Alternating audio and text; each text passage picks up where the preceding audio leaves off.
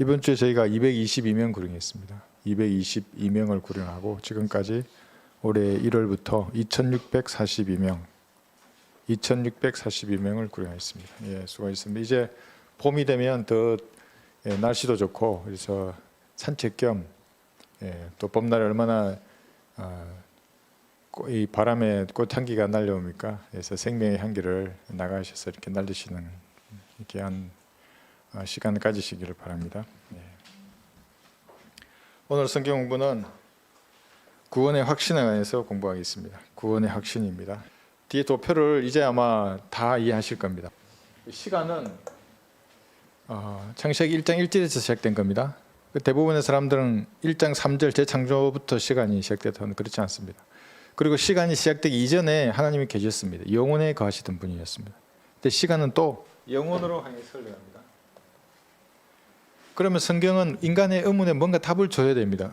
궁금한 게 많지 않습니까? 일어난 일들이 이게 수많은 일들이 어떻게 일어나는가? 세상의 전쟁도 그렇지만 또 수많은 이단들도 그렇고 뭐 어떤 데는 믿음으로 구원받는다고 어떤 건 행위로 구원받는다 그러고 또 어떤 데는 표 맞지 말라고 뭐 백신 맞지 말라 그러고 이상한 말들이 많이 나오는 겁니다. 그 모든 것에 성경은 정답을 줘야 됩니다. 근데 나누지 않으면 답을 찾을 길이 없습니다. 나누어서 공부해야 답을 찾을 수 있는 겁니다. 오늘 주제가 구원의 확신입니다. 구원의 확신은 교회 시대의 성도들, 이 선택받은 세대에 사는 성도들만 확신할 수 있는 겁니다. 이 지난 시간에 배웠던 겁니다. 왜 그러는가 하면 하나님의 은혜라는 이 공통된 구원의 교리에 있는 분모 위에다가 교회 시대 하면 오직 믿음으로 구원받기 때문에 그런 겁니다. 그런데 이제 이 믿음을 자의적으로 해석해서 뭔가 행위하는 믿음이다. 이제 이렇게 되면 이단이 되는 겁니다. 구약은 그랬죠. 뭔가 행하는 믿음입니다. 자기 아들을 제단에 바치는 행위가 믿음이었습니다. 구약에는 믿음으로 오르게 되었던 겁니다. 대환란 때도 행위가 포함되어 있는 겁니다. 예수님이 구세주인과 동시에 왕으로 내려오실 분이나 언제? 이 천년왕국 때에 지상을 다스릴 왕으로서 예수님을 믿는다면 진짜 믿는다면 자기 목을 끌어내야 됩니다. 그때도 행위죠. 그게 확신할 수 없는 겁니다. 어떻게 될지 모르기 때문에. 천년왕국도 마찬가지입니다. 행위로 지켜내야 합니다. 여기도. 오직 행위로만 구원받습니다. 영원 시대의 일정 기간 동안에도 마찬가지입니다. 생명의 나무를 먹어야 됩니다. 이렇게. 먹지 않으면 고집쟁이들은 조심해야 됩니다. 그때는. 그런데 어느 세대가 지나면 이제 그 태어나는 자녀들은 영생을 가지고 태어날 겁니다. 그 전에는 거기도 행위가 있기 때문에 구원에 확신할 수 없습니다. 여기도 마찬가지죠. 이때 이전에 이것도 마찬가지입니다. 오직 교회 시대에 예수님의 갈보리에서 이룬 이 사실을 마음으로 믿는 성도들만 구원을 받는 겁니다. 그래서 이것을 첫 번째 심판이라고 우리 배웠던 겁니다. 이거 제2환이라고 되어 있죠. 이게 모든 죄의 문제가 여기서 해결된 겁니다. 그러니까 하나님이라고 해서 야, 네 마음에 들어 네 죄 용서해 줄게 이러지 않으시는 분입니다. 죄의 삭선 사망이기 때문에 그 대가를 지불해야 되는 겁니다. 그래서 자신이 지불했으면 자신의 피로. 왜 하나님 우리를 사랑하시기 때문에. 그 사실을 믿으면 이제 의가 증가되는 겁니다. 증가된 사람은 구원을 잃어버리지 않습니다. 확신하는 겁니다. 그러면 이 땅을 살면서 자기 스스로 심판해야 된다 그랬죠. 내 양심을 바라보고 마음을 바라보고 말씀으로 말씀의 물로 씻고 또 내가 자백하고 함으로써 이 땅을 사는 동안 스스로를 심판해야 됩니다. 그러면 하나님께 심판받지 않습니다. 그러니까 빨리 하늘나라를 가거나 그렇지 않는다는 겁니다. 그러면 어떻게 된다고 했습니까? 그리스도의 심판석에서 여기서 제1이라고 되어 있죠. 구원받은 이후에 나의 행위를 하나님께서 심판하실 겁니다. 그건 지옥에 보내는 게 아니고 진짜 보석인가 아닌지를 불러서 시험하시는 겁니다. 그러니까 불이 와서 다 태운다 그랬죠. 진짜 검은 보석만 남는 겁니다. 나머지 다 태워지고. 그럴 때 이 땅에서 일어나는 게 대환란입니다. 이게 대환란. J4라고 되어 있죠. 이스라엘 민족의 심판인 겁니다. 뭐 신천지 고위층과 요즘 고위층이 전화하네. 문자도 하고 신천지와 MOU를 맺으라 이러네요. 정신 나간 인간이죠. 정신 나간 인간이에요.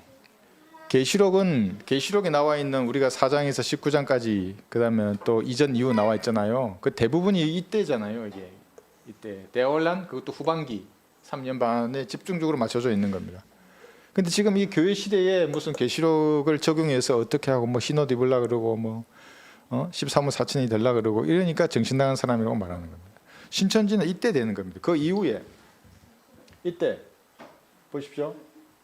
예수님 재림하시면 이게 제2오라고 되어 있죠. 이게 민족들의 심판입니다. 양들은 대환란 때 이스라엘을 선대했던 그 양들은 대환란 기간에 이스라엘 민족을 선대했던 예수님의 형제들이죠. 그러니까 내 형제에게 하나에게 한 것이 바로 나에게 한 것이로 한 것이 그때를 말하는 겁니다. 대환란 때. 지금이 아니고 그걸 또 지금 적용해요. 그래서 나한테 잘해라 또 이래요.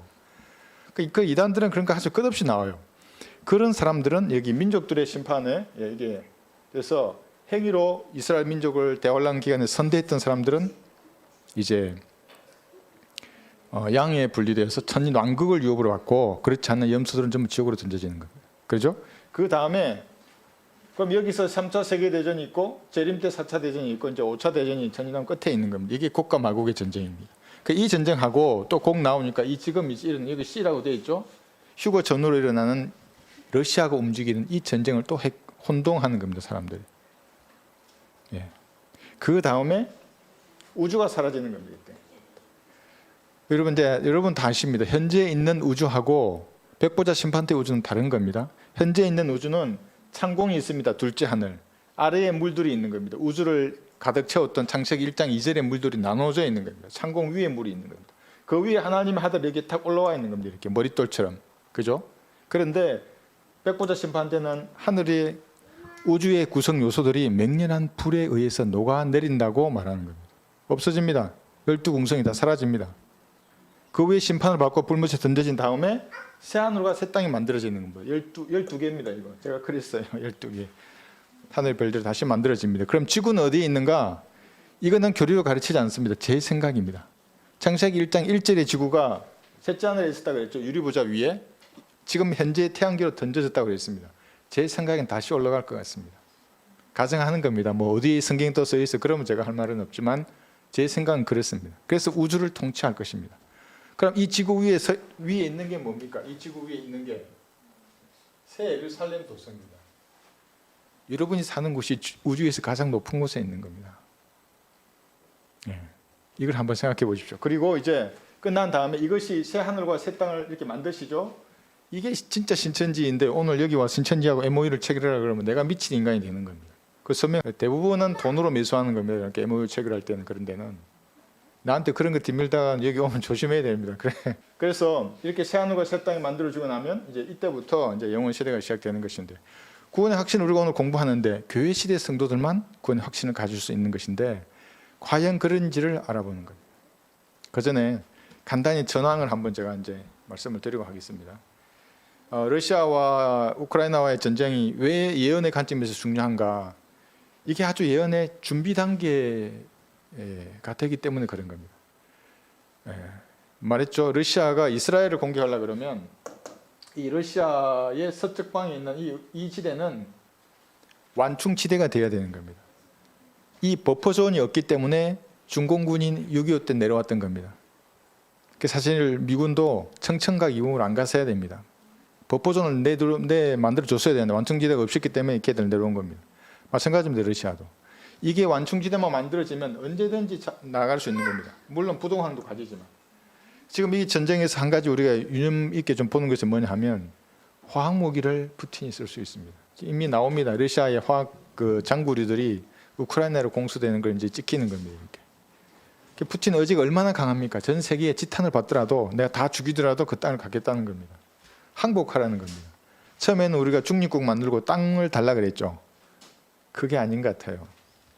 푸틴의 그 야망이 대단합니다. 그런데 우리가 여기서 봐야 될 게 뭐냐면 체첸의 용병들이 있습니다. 체첸은 두 번 전쟁했습니다. 첫 번째 러시아와 전쟁에서 이겼습니다. 2차 전쟁 때는 푸틴이 주관했습니다. 체첸 인구의 20%를 죽였습니다. 지금 이처럼 똑같습니다. 도시에 대해서 무차별로 폭행하는 겁니다.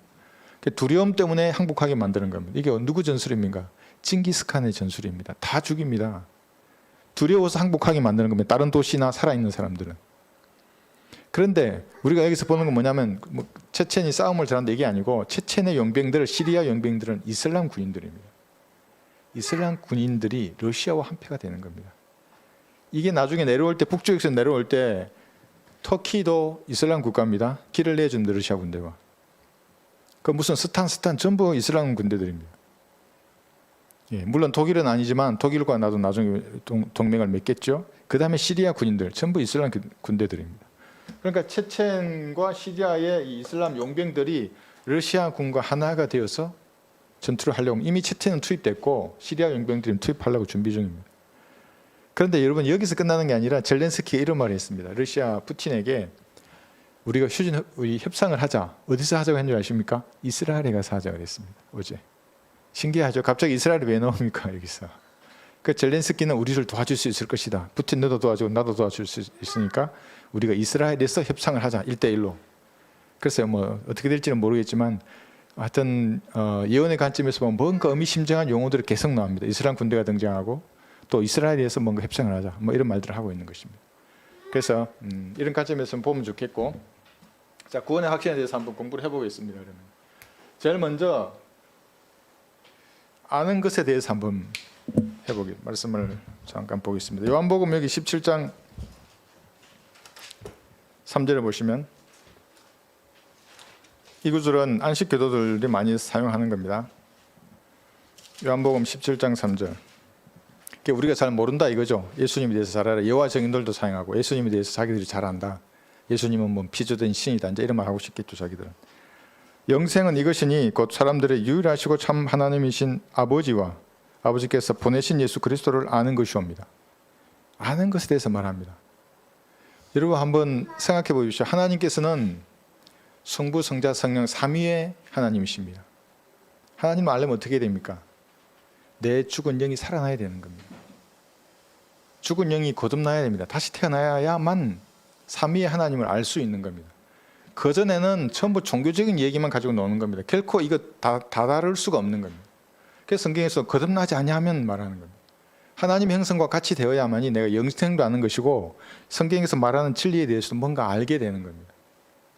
그런데 오늘 우리가 배우는 것은 뭐냐면 영원한 생명에 대해서 아는 것을 지금 배우는 겁니다. 그런데 왜 이 영원한 생명, 구원의 확신을 가지는 것이 중요한가?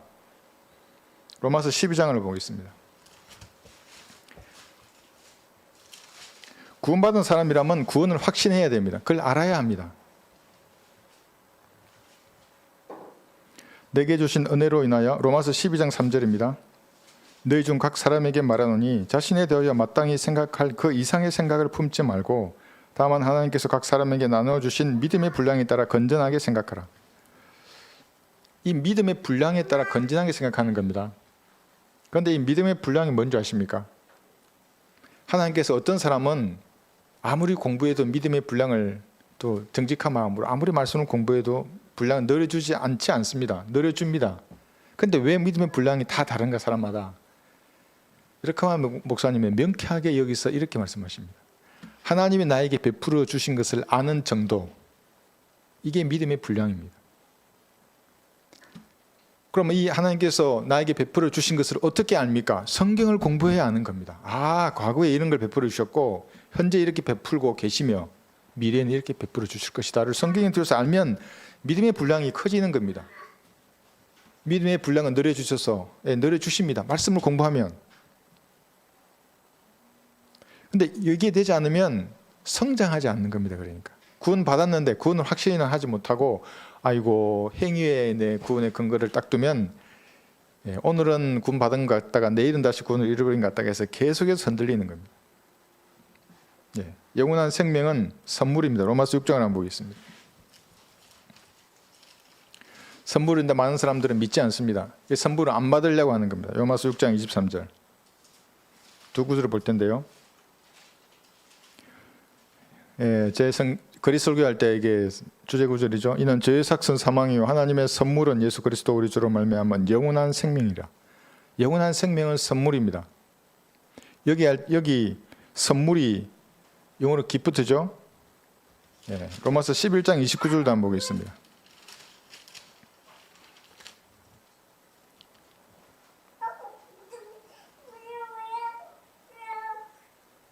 11장 29절.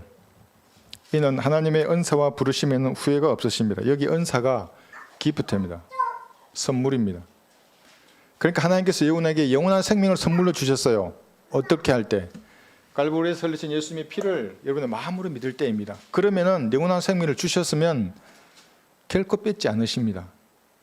줬다가 뺏지 않습니다. 하나님의 선물을 주셨는데, 근데 이 선물은 교회 시대만 주시는 겁니다. 주셨는데 뺏지 않으시는 겁니다. 그 이상하죠. 행위를 잘하면 주셨다가 행위를 못하면 뺏으시고, 몇 번 반복해야 되는 겁니까? 계속 줬다가 뺏는 겁니까? 영생을 하루에도 몇 번씩? 그렇지 않은 겁니다. 교회 시대에는 한 번 영원한 생명을 주시면 뺏지 않으십니다. 분명한 차이가 있는 겁니다. 그래서 이 그림 보이실랑가 모르겠습니다. 분명한 차이가 있습니다. 세상의 모든 종교들, 화면은 좀 잘 보입니다. 좀 부족하시면 화면을 보십시오. 세상의 종교들은 구원을 받았다는 확신이 어디에 있냐면 그의 행위에 있는 겁니다. 그러니까 이제 가로 열고 다양한 것이 포함됩니다. 이 행위는 아까처럼 신천지에 가입을 해야 된다, 신천지 교회에 나가야 된다, 예. 뭐 하나님의 성에 뭐 이런 데 가야 된다, 여호와 증인이 돼야 된다, 뭐 별의별 그런 것들이 다 있는데 그게 전부 행위입니다. 사실 행위. 그러니까 흔들흔들하는 겁니다. 구원의 확신을 가질 수 없습니다. 이 말의 의미는 내가 죽으면 어디로 가는지를 모르는 겁니다. 막연하게 종교적인 일에 열심히 계명을 지키는 겁니다. 이 동그라니까 흔들흔들하죠. 이게 가만히 서 있지 않는 겁니다. 그런데 구원의 확실히는 뭐냐면 반석 위에 서 있는 겁니다. 이 반석을 다 예수님이라 그럽니다. 갈레보리에서 흘리신 피로 다 이루신 일을 믿는 그 믿음인 겁니다. 흔들리지 않습니다. 그거는 5개의 상은 말하지 않습니까? 이 상은 영원한 겁니다. 내가 마음으로 믿어서 이 사실을 나 같은 놈을 위해서 예수님 피 흘리셨구나, 내 모든 죄를 용서해 주셨구나, 아멘, 이렇게만 해도 구원 받는 겁니다. 그분이 하나님이신데 나를 죄에서 구원하셨구나, 그분이. 그러면 결코 흔들리지 않는 반석 위에 서 있는 겁니다. 이게. 딱 반석 위에 서 있는데 그럼 끝났는가? 조금 있으면 또 달라집니다. 마귀들이 와서 다양한 성경 구절을 댑니다. 이렇게. 여러분, 성경 구절을 제일 잘 되는 데가 마귀들입니다. 그래서 그 마귀가 보여줬지 않습니까? 예수님에게. 예수님한테도 성경 구절을 들이민다니까요. 기록되었으되 이러면서. 그럼 어떤 성경 구절 되는가? 우리는 제가 구원의 확신을 여기서 가진다고 얘기했습니다. 교회 시대 성도들은. 마귀들은 여기 보면 다양한 미혹의 성경 구절을 가지고 있습니다. 그게 뭐냐면 지난 시간에 잠깐 했습니다. 여러분, 가독이 서신에 딱 들어가면 그게 나와 있습니다. 마태복음 7장 21절 한번 보겠습니다. 여기. 마태복음 7장 21절을 보시면 나에게 주여 주여 하고 부르는 자마다 천국에 들어가는 것이 아니요 하늘에 계신 나의 아버지의 뜻을 행하는 자야 되느니라. 이걸 딱 들이밀면 아무도 확신할 수 없습니다. 여기 행위잖아. 이게 못 들어간다잖아. 부르는 자가, 로마서에 있는 주의 이름을 부르는 자는 누구나 구원을 받는다는데, 아니 도대체 여기는 불러도 안 되는데 어떻게 된 거야? 어떻게 되기는, 여기 천국이지 않습니까? 천국을 바라본 이때입니다. 이때, 이 대환란 때 천당국을 바라보는 이 대환란을 살아가는 사람들은 입술로 불러서는 안 되는 겁니다. 뜻을 행해야 됩니다.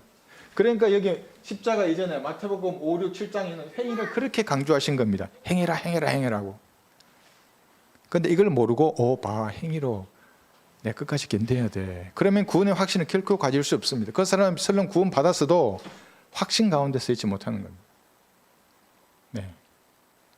또 있습니다. 미혹의 잔재들이. 마귀들이 덫을 뿌리는 겁니다. 덫을 탁 쳐놓고 기다리고 있는 겁니다. 십자가가 없으면 이 말이 옳은 말입니다. 예수님께서 하신 말이 이렇게 구원받아야 됩니다. 행해야 되는 겁니다. 그런데 십자가가 생겼습니다. 구약은 없어진 겁니다. 이제 새 언약을 예수님 직접 말씀하신 겁니다. 다르죠. 다른 걸 모르는 겁니다. 그리고 한번 보십시오. 사도행전 7장 이전까지 이게 두 번째 뿌린 마귀의 덫입니다. 여기 사도행전 7장까지 7장 이전까지는 예수님 설령 부활은 하셨는데도 아직까지 유대인을 다루시는 겁니다. 그게 마지막에 사도행전 7장에서 스테판이 유대인들에게 설교하는 겁니다. 이방인이 아니고. 그 유대인들이 받아들였으면 이 천년왕국이 이렇게 당겨지는 겁니다. 이렇게. 재림하셨을 겁니다. 예수님께서. 그래서 서 계시지 않습니까? 사도행전 7장에서는 스테판이 설교할 때. 근데 이걸 내세우면서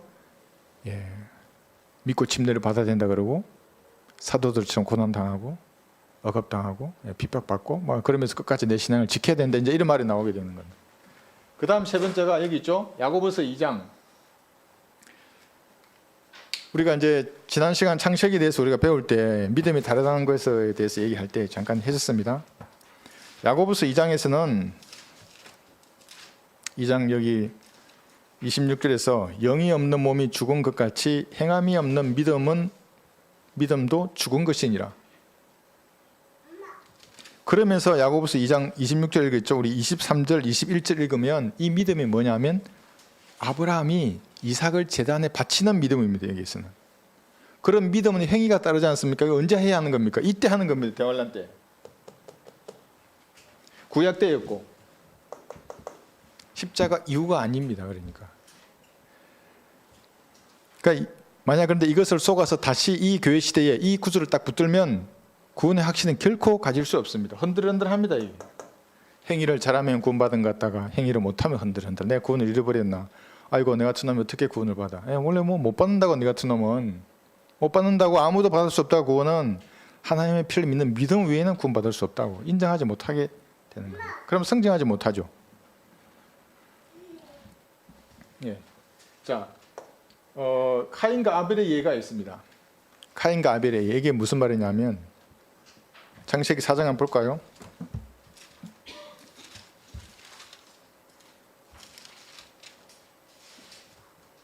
창세기 4장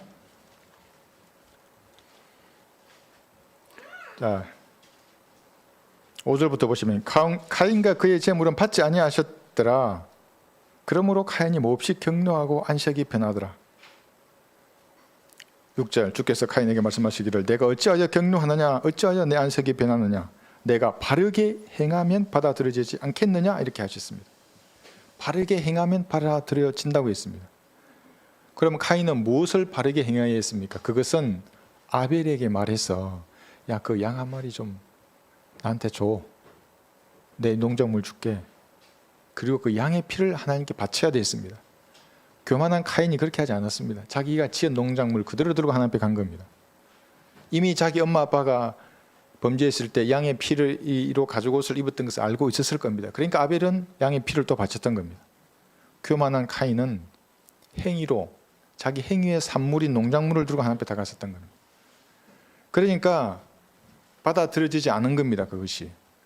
그러면 이렇게 세상 모든 종교들은 이 행위 위에 구원의 확신을 가지려고 그러는데 자기의 양심도 그걸 아는 겁니다. 최선이 아니라는 것을.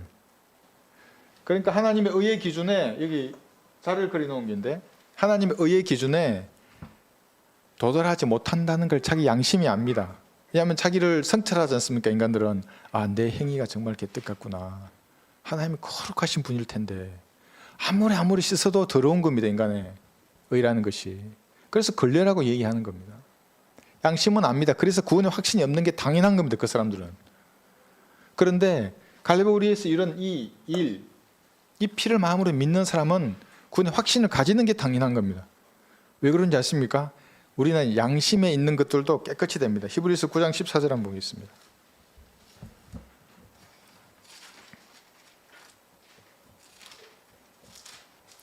그래서 사람이 죽어서 어디를 갈지 모른다. 구원의 확신이 없는 사람이죠. 어디를 갈지 모른다는 그 사람은 자기 행위에 구원의 근거가 있기 때문에 그렇습니다. 히브리서 9장 14절 13절부터 보시면 황소와 염소의 피와 암송아지의 제도 불기른 자들에게 뿌려 그 육체를 정결케 함으로써 거룩하게 한다면 하물며 영원하신 성령을 통하여 흠없는 자신을 하나님께 드린 그리스도의 피가 어찌 죽은 행실에서 너희 양심을 정결케 하여 살아계신 하나님을 승케 하지 못하겠느냐. 양심을 정결케 하는 겁니다. 다르죠? 갈보리의 피로 자신의 구원의 근거를 가지는 사람은 양심이 정결해야 됩니다.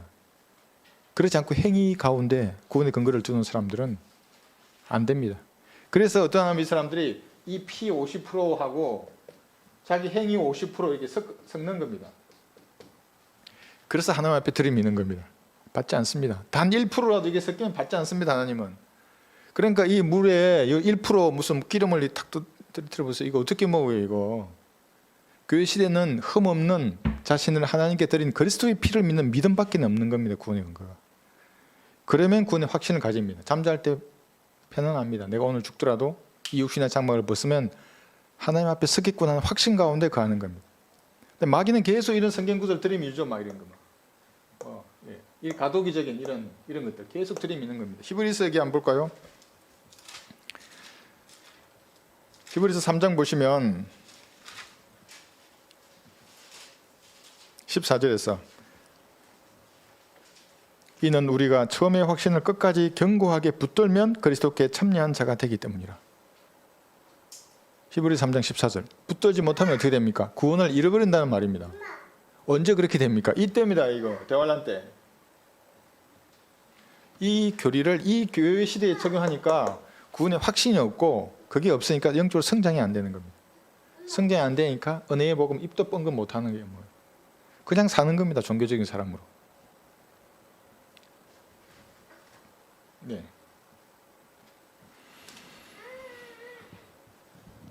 이러한 마귀의 미혹은 다양한 성경 구절을 통해서 지금도 고소하는 겁니다. 마귀들이 사람들에게. 야, 저기 성경 구절을 봐봐. 히브리서 3장 봤죠? 6장에도 있어요. 한번 깨우침을 받고 하늘의 선물을 맛보며 성령의 동참자가 되고 6장 여기 4절에서 5절 보시면 하나님의 선한 말씀과 오는 세상의 능력을 맛본 자들이 만약 떨어져 나간다면 다시 새롭게 하여 회개시킬 수 없나니 구원을 잃어버리고 떨어져 나가버리면 회개시킬 수 없는 시대가 돌아옵니다. 대환란 시대입니다. 그때가. 이 시대. 근데 이 시대의 성경 교리가 되는 말씀으로 교회 시대에 적용하게 되면 또 이 사람은 구원의 확신을 가지지 못하는 사람이 되는 겁니다. 조심해야겠죠? 예, 에베소서 2장을 보겠습니다. 제가 구원받고 제일 먼저 암기하는 성경 구절입니다. 이게 에베소서 2장 8절.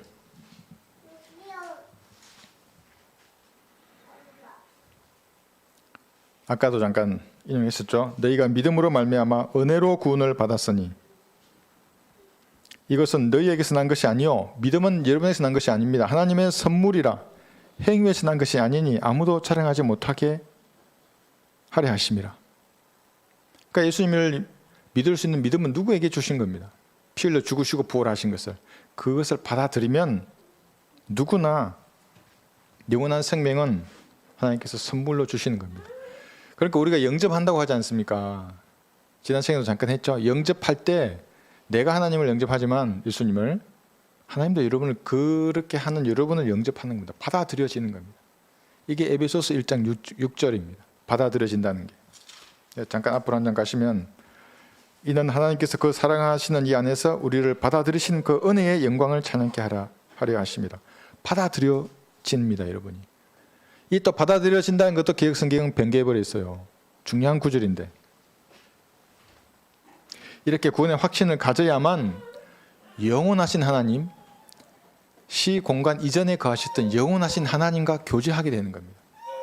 그러면 하나님을 알게 되는 겁니다. 그렇게 되지 않으면 아무도 하나님을 알 수 없고 하나님과 교제할 수 없습니다. 그래서 우리 구원의 확신에는 세 가지 증거가 있습니다. 첫 번째 증거가 뭐냐면 성령의 증거입니다. 내가 예수님을 구주로 영접하면 우리 지난 시간에 배웠죠. 38가지의 변화가 일어난다고 했습니다. 성령께서 내 안에 들어오시니까 일어나는 변화들입니다. 많은 변화들이 있습니다. 구원받기 전에 사람들은 성령께서 죄와 의와 심판에 대해서 이 사람의 양심에 찔림을 주는 겁니다. 생각 가운데 찾아가게 되고 성령께서 역사는 합니다. 증거를 합니다. 그들에게 뭐라고 하냐. 구원받은 사람 너 죄인이야. 네가 어떻게 하더라도 네가 무슨 짓을 하더라도 네 죄의 문제를 해결할 수 없어. 그래 앞으로 잘한다 치자. 과거에 지은 죄는 어떻게 할 거야. 사람은 선행을 하면 쉽게 진다 그러죠. 하나님은 그렇지 않습니다. 지워지지 않습니다. 죄들은. 하나님의 피 외에는. 죄에 대해서 의에 대해서 인간은 자기 행위로 의의 기준을 충족하려고 하는 겁니다. 하나님의 의의 기준을. 불가능합니다. 가능하다면 예수님이 십자가에 못 박히지 않았죠.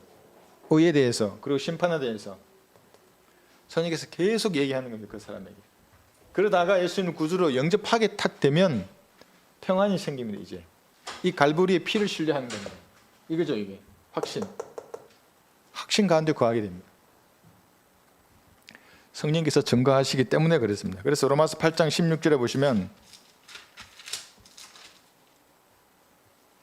로마서 8장 16절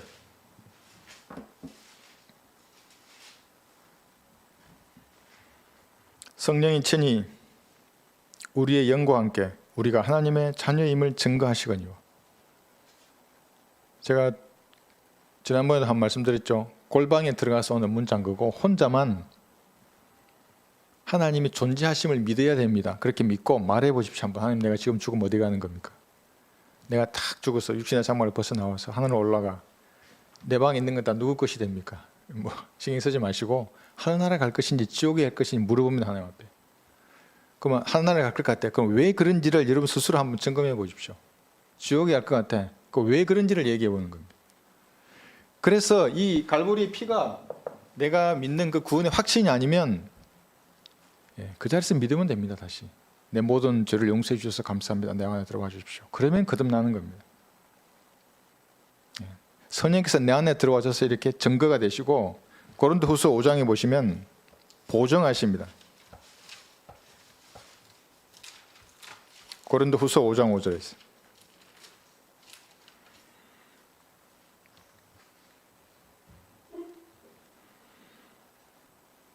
고린도후서 5장 여기 초반부부터 쭉 보시면 하늘에 있는 영원한 집이 있다는 겁니다. 여러분은 그 집을 잊고 영원히 사는 겁니다. 구원의 확신을 가지기 충분합니다.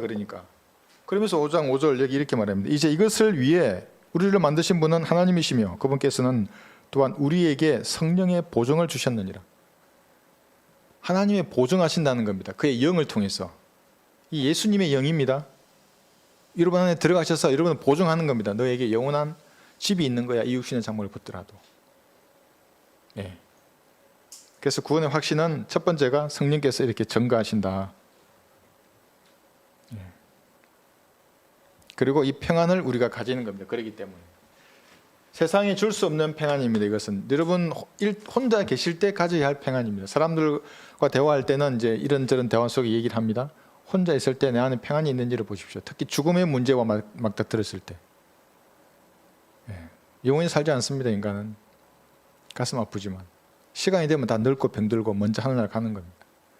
그때 내가 어디에 갈 것인지 확신해야 합니다. 이런 평안이 있는지를 점검해 보면 됩니다. 그리스도인들은 바로 알 수 있습니다. 두 번째는 뭐냐면 말씀의 증거입니다. 두 번째, 말씀의 증거. 구원의 확신을 의심하는 사람들의 특징은 뭐냐면 두 가지 이상의 성경을 가지고 있습니다. 그러니까 이것도 그대로 확신하지 못합니다. 이 성경 이게 좀 잘못된 것 같고 이 성경 이게 좀 잘못된 것 같고. 그러니까 확신이 없는 겁니다. 그러니까 말씀에 권위를 두지 않고 어떻게 되냐면 자기 자신에게 권위를 둡니다. 이제. 아니면 자기가 좋아하는 어떤 목사나 유튜브나 이상한 사람들, 그 사람들에게 권위를 두기 때문에 구원의 확신을 가질 수 없는 겁니다. 그 사람은 자기 길을 즐겁게 하면 그래 나도 저 기준에 든 것 같아 그랬다가 아니면 또 확신이 흔들리는 겁니다. 두 개 이상의 권위를 가지고 있습니다. 한국을 대표하는 지성인 그러면 이어령 씨가 있습니다. 돌아가셨습니다. 얼마 전에. 이어령 씨가 있는데 제가 그분이 구원받은 혹시나라도 구원받은 분은 안 받았다고 하면 안 되지 않습니까? 보통 그러지 않는데 어제 20분 이상을 내가 그분 얘기를 들었어요. 설교, 간증 이런 거를. 구원받은 분이 아니에요. 구원받은 분이 아닙니다. 왜 그렇겠습니까? 구원의 근거를 말씀에서 찾아야 하는 겁니다. 예수님을 자신의 개인의 구주로 영접했는지 안 했는지 자기가 대답해야 됩니다. 스스로에게. 구세주 말고, 구세주는 세상의 죄를 제거하신 분이지 않습니까? 자기 자신의 죄를 제거하신 분으로 자기가 믿었는지를 봐야 되는 겁니다. 근데 그런 말은 없어요. 그분은. 세례가 기독교를 받아들이고 예수님 영접한 것으로 아는 겁니다. 물 뿌리는 게 예수님 영접한 것으로 아는 겁니다. 구원 받을 수 없죠. 누가 그런 말을 했습니까? 하용주 목사가 한 겁니다. 그러니까 이 사람들은 정말 교묘합니다. 얘기 들어보면 기독교적인 말을 합니다. 그 사람들. 그런데 가만히 보면 그건 구세주로 받아들인 거지 개인의 구주로 받은 건 아닙니다. 그러니까 이런 겁니다. 당신은 예수님을 개인의 구주로 영접했습니까? 이 질문에 답하는 것하고 예수님을 믿었습니까? 이건 좀 다릅니다. 물론 말은 같은 말입니다만 우리가 묻을 때 영접했는지를 묻는 겁니다. 그러니까 우리가 예수님을 믿었냐고 물어보면 어떤 사람들은 사도행전 8장에 마술사 시몬은 예수님을 믿고도 구원받지 않았다. 그러면서 믿어도 구원받을 수 없다. 이런 식으로 말을 합니다. 유다 이스카리옷이 있습니다. 유다 이스카리옷. 그러니까 이스카리옷 사람 유다입니다. 그것도 예수님의 이름을 본받았어요. 유다 지파의 사자니까 얘도 유다예요. 나중에 나올 거예요. 그렇지만 이 땅에 나온다는 겁니다. 적그리스도로. 그 사람도 보면 믿고 침례받고 고백까지 합니다. 그러나 그는 불 속에 구렁이가 있습니다. 지금. 그러니까 믿어도 구원받지 못한다는 걸 은연중에 말하려고 하는 겁니다. 그런데 예수님을 개인의 구주로 영접하는 건 다릅니다. 그런 적이 없습니다. 그 사람은. 여러분은 그런 적 있으십니까? 확신해야 됩니다. 그것을. 르커만 목사님은 언제 그러시냐면 1949년 3월 14일 3월 14일 내일이죠. 봄에 구원받으셨습니다. 10시 30분에. 여러분은 언제입니까? 저는 내가 안 써놔서 몰라요. 겨울인 것만 알아요. 1992년 겨울이었어요. 자취방이었어요. 하나님을 엄청 찾았어요. 그는 정말 그 험한 세상은 내가 정말 힘들었어요. 엄청 찾았는데 다양한 일이 있습니다. 내 구원 간증에 아주 간략히는 써놨지만 그날 밤에 질문을 하는 거예요. 내 생각 가운데. 내가 죄인이냐? 난 그런 죄인이라고 얘기하고 예수님이 왜 십자가에 달렸느냐? 그렇게 물어요. 누군가가 질문을. 죄인을 위해 달렸다고 들었습니다. 다 끝나자마자 너를 위해 달린 게 아니냐? 네, 그때 알았다니까요. 그래서 내 죄가 용서되었구나. 내 주원 같은 죄들이 그때 다 용서되었구나. 너무 좋았어요. 나는. 잠을 못 잘 정도로 기분이 좋아. 그러니까 어떤 사람 늘 감정에 뭐 이렇게 구원받은 거 아니냐? 그거 아닙니다. 그런 감정이. 갈보리의 사건을 제대로 보라보면 감정이 안 생길 수 없어요. 잘 모르니까 무덤덤한 거예요. 물론 무덤덤해도 구원받습니다. 그러나 좀 감수성이 예민하거나 이렇게 감정이입이 잘 되는 분들은 금방 알아요. 그 예수님의 상한 마음을. 그 사랑을 알기 때문에 눈물이 나는 겁니다. 구원받을 때도. 그렇게 구원받은 겁니다. 그러면 구원의 확신을 가지게 됩니다. 이제 그 날이 구원받은 날입니다. 말씀이 증가하는 겁니다. 갈보리의 피를 말하는 말씀이 내 구원의 증거가 되는 겁니다. 마귀가 이제 공격합니다. 그러면 내 구원의 확신을 딱 가지면 수많은 구절들을 가지고 대환란, 구약시대, 천연왕국시대, 가도국시대, 예수님 직접 하신 말까지 청년이 와서 묻지 않습니까? 예수님에게. 선한 선생님 어떻게 하면 구원을 받습니까? 그래 나를 믿으라 그러지 않습니다. 너 계명들을 지켜라. 그건 한줄 더 떠요. 난 다 지켰는데요. 네 가진 것을 다 팔아서 가난한 자에게 주라고까지 하는 겁니다. 천국을 염두에 두고 하신 말씀입니다. 갈보리가 아니고 십자가 달리시기 전에 하신 말씀입니다. 그런 말이 딱 들어오면 여러분들은 단호히 대응해야 됩니다. 말씀으로. 구원 확신이 흔들리는 것들이 딱 들어온다. 그의 보혈을 통하여 구속곧 제들의 용서함을 받았느니라. 이렇게 딱 말할 수 있어야죠. 그러나 누구든지 그를 영접한 사람들에게는 하나님의 아들들이 되는 권세를 주셨으니 저 그의 이름을 믿는 사람들은 난 믿었다고. 나 영접했다고 예수님을. 어디 마귀가 이런 말을 꼬시느냐고. 저는 딱 목회하고 나서 한 번 그랬어요. 산책하는데 가을에. 너 진짜 구원 받았냐? 진짜 그래요. 그런데 이 성경 구절 탁탁 얘기해 줬죠. 5분 내에 끝나요. 끝장나요. 더 이상 말을 못 걸어요. 그러니까 보이지는 않지만 이런 것들이 여러분의 구원의 확신을 흔드는 겁니다. 죄를 지으면 더합니다. 이 상태에 있죠. 아까 죄에 대해서, 의에 대해서, 심판에 대해서 구원받지 않은 사람들을 성령께서 다루신다 그랬죠. 여러분이 그럼 죄를 지으면 어떻게 되겠습니까? 똑같습니다. 죄에 대한 찔림을 주는 겁니다. 짓지 마, 하지 마. 의에 대해서 말하는 겁니다. 갈보리에서 네에게 증거된 거 이거 얼마나 하얗니? 얼마나 정결해? 그 네에 오물이 묻었단 말이야. 의에 대해서 말하는 겁니다. 또 심판에 대해서 말합니다. 이게 어떤 심판입니까? 이 J2 이 땅에 살면서 내 스스로 판단한 것을 하나님 앞에 자백해야 되는데 하라고 자백하라고 말하는 겁니다. 성령께서 똑같습니다. 그것은 구원받기 전이나 물론 평안도 주십니다. 하나님께서. 그런데 그리스도인이 죄를 지으면 이 상태로 넘어가게 되는 겁니다. 빨리 자백하고 버려야 됩니다. 이것은. 두 번째가 말씀의 증거입니다.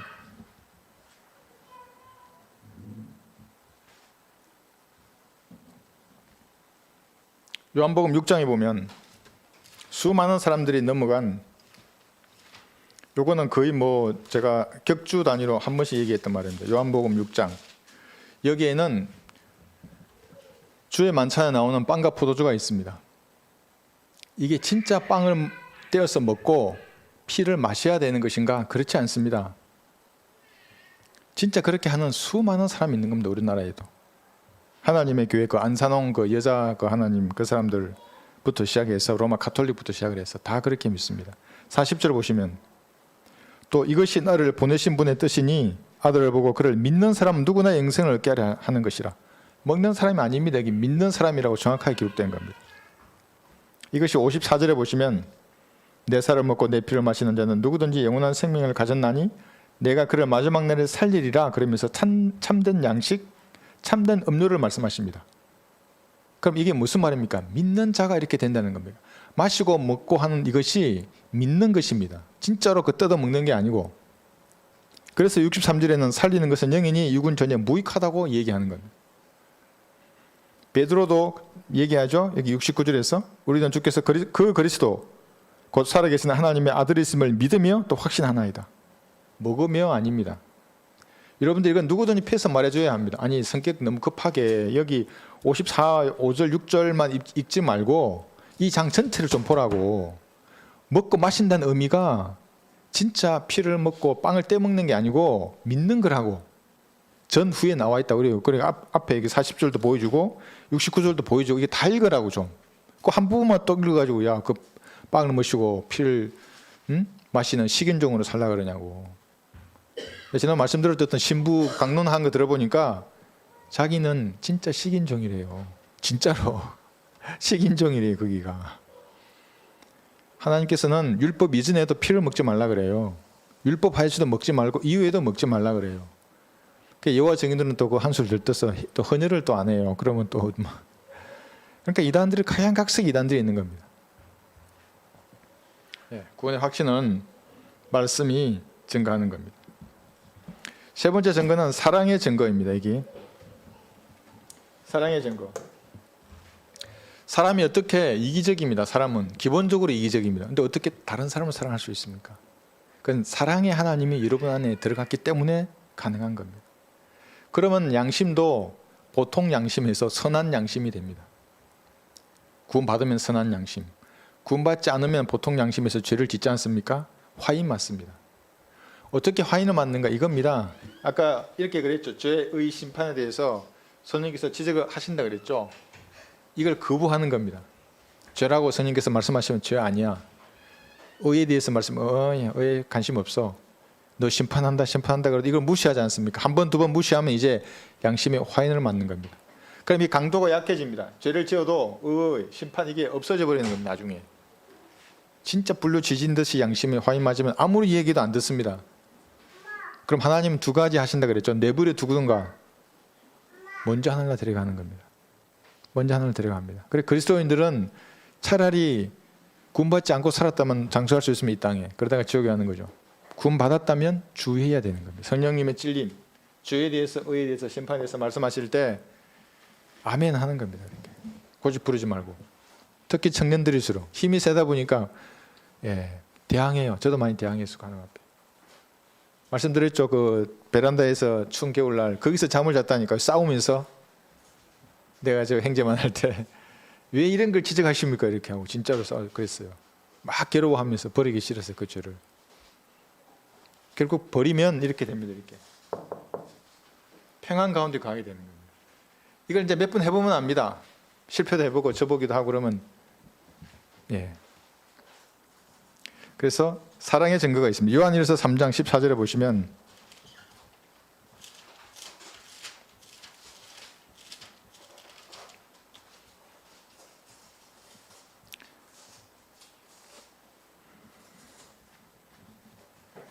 우리가 사망으로부터 생명으로 옮겨간 것을 아노니 이는 우리가 형제들을 사랑하기 때문이라. 자기 형제를 사랑하지 않는 자는 사망 안에 가느니라. 이게 교리가 되는 게 언제입니까? 대환란 때입니다. 지옥에 갑니다. 그런데 지금 지키지 않으면 어떻게 됩니까? 이게 이렇게 되는 겁니다. 또 싸우는 겁니다. 성령님하고. 그런데 여기서 형제는 진짜 형제 자매를 말하는 겁니다. 성경들로 믿으려고 고군분투하는 그런 형제와 자매를 말하는 겁니다. 아무나 사랑하지 않습니다. 그리스도인들은. 그래서 어떻게 합니까? 연민을 가지는 겁니다. 죄인들에게는, 진리를 모르는 사람들에게는. 그냥 그들을 사랑할 수는 없습니다. 진리를 사모하고 이 말씀을 사모하는 사람을 사랑하는 겁니다. 그래서 그리스도인들은 하나님의 사람을 사랑하는 겁니다. 죄인들에게는 연민을 가지는 것이고. 그런데 여기서 우리가 또 하나 알아야 될 게 뭐냐면 새로운 애착, 습관, 사랑이 생겼습니다. 그런데 새로운 증오도 생겨야 하는 겁니다. 새로운 증오. 로마서 12장 한번 볼까요?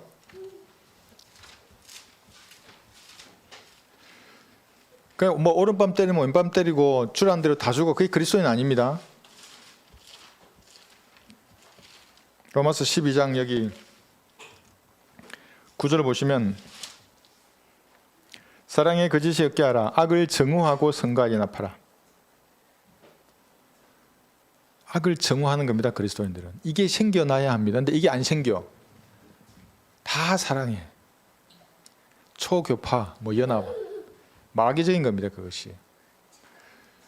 숙녀의 순결한 사랑과 창녀의 사랑을 구분해야 되는 겁니다. 그리스도인들은.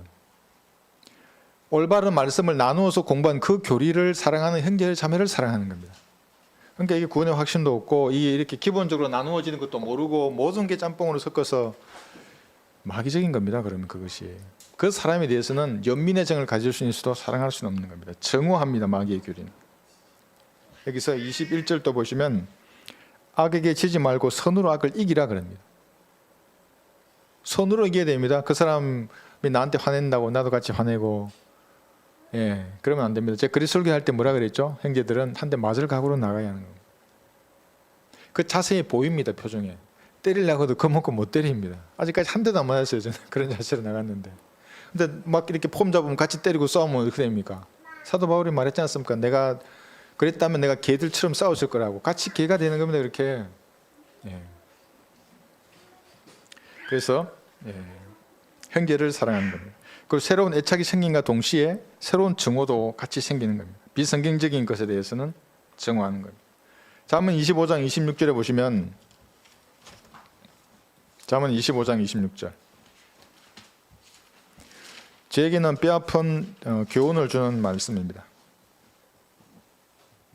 왜냐하면 이것이 제가 그 대위 때 현역으로 있을 때 이런 일이 있었습니다. 제가 졌어요. 정말 악인에게. 막 그 사람이 막 어떤 목사인데 막 장군 얘기하고 이러길래 내가 그냥 꼬리를 내렸어요. 나도 그때 처음이었으니까 잘은 몰랐지만 집에 왔는데 이 말씀으로 나를 찔렀어요. 그냥 몇 달간 찔렀어요. 악인 앞에 굴복하는 어려운 사람은 불길한 샘과 오염된 샘물 같으니라. 샘물이 오염되는 겁니다. 불결해지고 하나님 보시기엔 그런 사람이 되는 겁니다. 그래서 선으로 악을 이겨야 되는 겁니다. 어떻게? 무릎 꿇고 지혜를 강구하는 겁니다. 이기려고 그럴 때는. 전쟁이 시작된다 하면 이 지혜를 강구하는 거예요. 하나님 앞에. 난 악으로 대항하지 않지만 지혜롭게 대응합니다. 하나님 주신 지혜로 싸우는 겁니다. 그 사람들하고. 그냥 허물허물하고 호락호락하지는 하지 않는 겁니다. 그리스도인들이.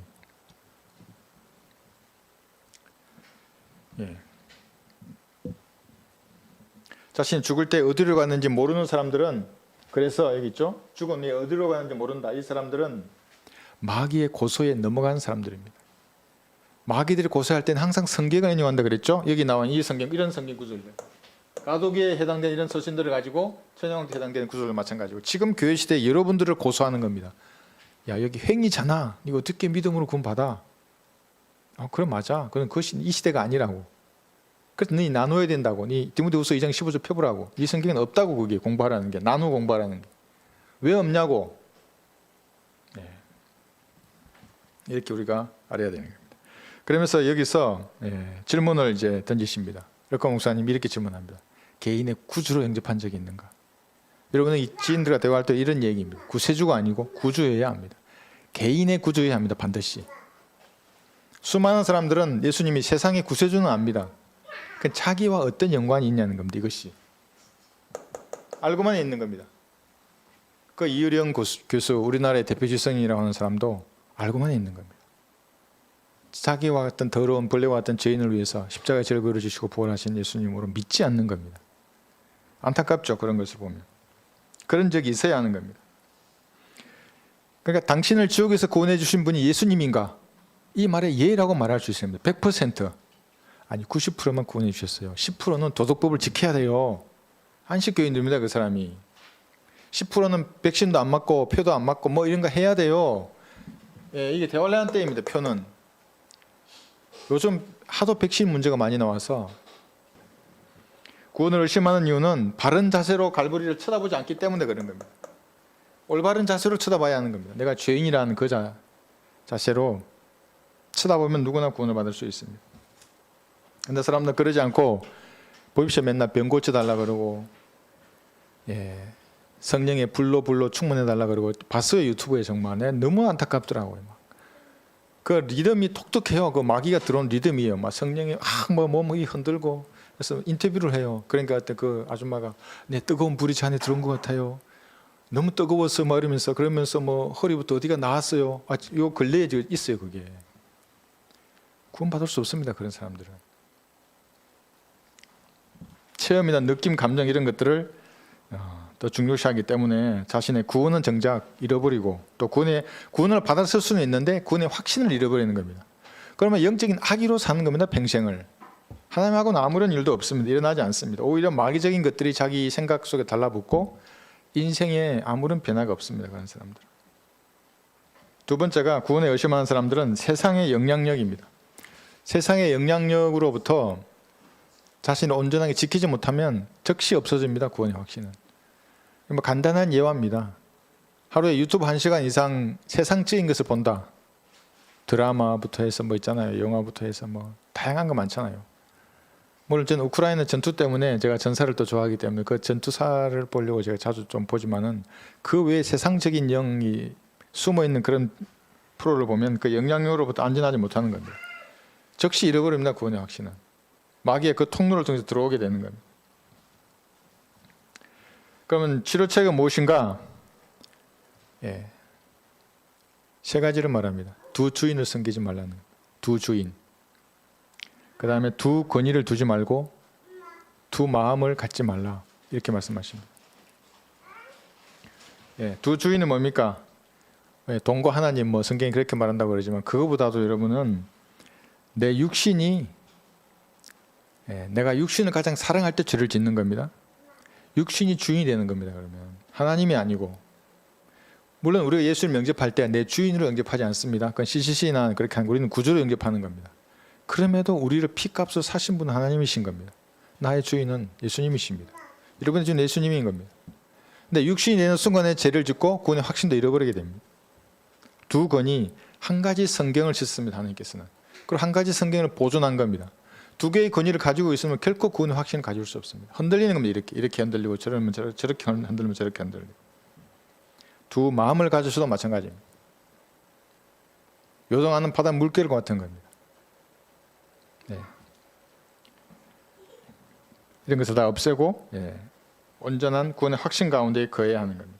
그렇게 되었을 때 하나님의 능력이 이제 여러분을 통해서 발휘되는 겁니다. 구원의 확신에 딱 섰을 때. 물론 실수할 수 있습니다. 그러면 자백하고 다시 서는 겁니다. 구원을 잃어버리지 않는 겁니다. 여기에 서서 하나님의 능력이 여러분을 통해서 이렇게 드러나기를 바랍니다. 오늘 성경 공부 여기까지 하겠습니다.